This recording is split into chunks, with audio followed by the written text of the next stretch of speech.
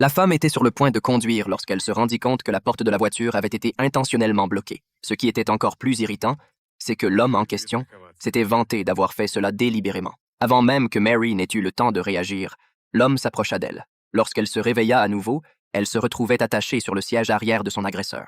Mary essaya immédiatement de passer un appel d'urgence avec sa montre, mais l'homme remarqua son intention et, loin de paniquer, il se présenta fièrement. Il s'appelait Jack et se disait un tueur pervers. Le téléphone de Mary avait déjà été jeté à l'endroit où elle avait été capturée.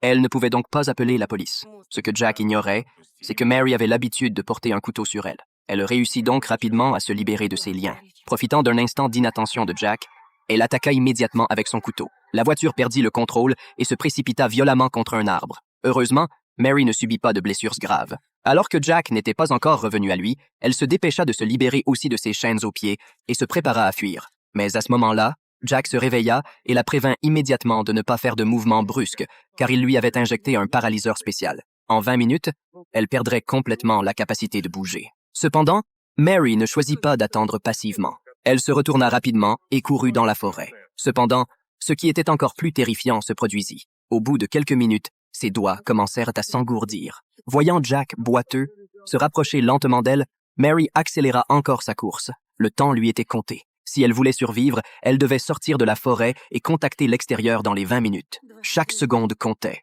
Une de ses jambes avait perdu toute sensation. Voyant Jack se rapprocher de plus en plus, elle n'eut d'autre choix que de se cacher dans un trou d'arbre pour échapper à la poursuite. Mais alors, une nouvelle horreur se produisit.